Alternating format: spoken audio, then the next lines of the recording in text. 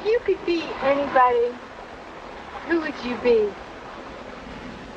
An outlaw, a film director, a rebel, a rock star. Paris, Casablanca, Dean Martin, Frank Sinatra, Emerson, Eric Mitchell.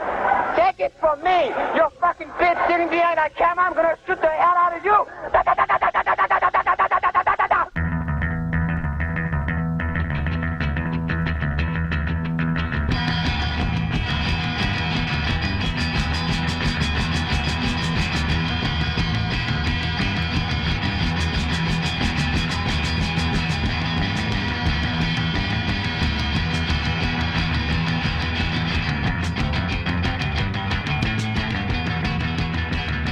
There was something important happening, which was a kind of out with the old and in with the new. Prior to that, there really wasn't a voice for independent films. Felt like we owned the city and we could shoot without permits, without restriction. The inspirational thing was people doing it because they felt it. It just came together. It was like an explosive moment, a meeting of minds.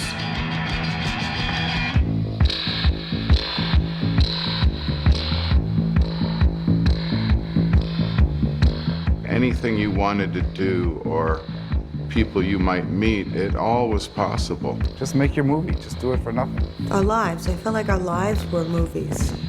It was very cinematic.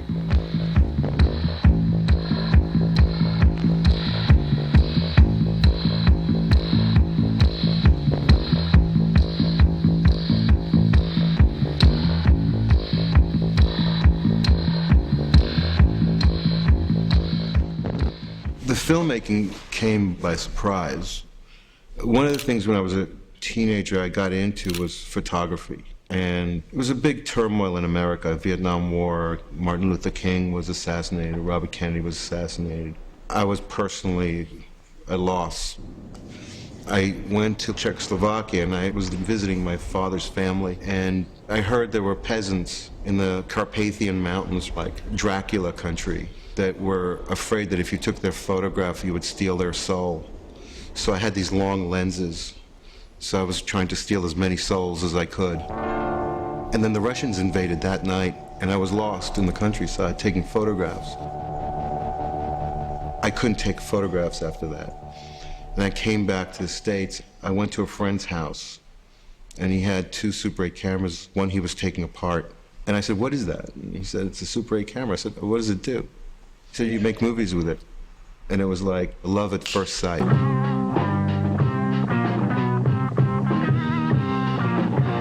There's a reason punk rock happened in the 70s as this rebellion against this blandness that was occurring culturally. There was kind of a feeling of reaching the end of some kind of cycle, and we really felt like we were doing something different and new.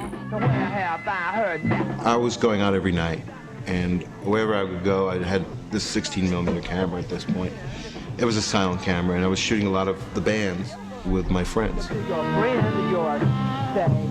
Ivan and I had already made a little film called Night Lunch, which was Roxy Music and The Dolls and David Bowie. It ended with Patti Smith in black and white. So we decided to try to take all these other bands that we shot, people like Richard Hell and Television, Tom Verlaine, Patti Smith. Nobody knew them, but we figured if we made a 60-minute film, we have a feature, which would be easier to distribute. 16 in time to pay off. I get this job in a piss factory inspecting pipe. 40 hours, $36 a week, but it's a paycheck, Jack. Yeah, we always had no money, and in a way, that was why it was so inventive. So we had all this footage, and none of the bands had any music out, so we had to record the Ramones and Talking Heads on cassette. Our budget for editing Blank Generation was like $100. The Maysles brothers, who were these documentary filmmakers, they had an editing room, and I asked them if they would rent me the editing room for like $40, and they said okay for 24 hours. So Ivan and I took some speed, and we stayed there all night, and we finished editing.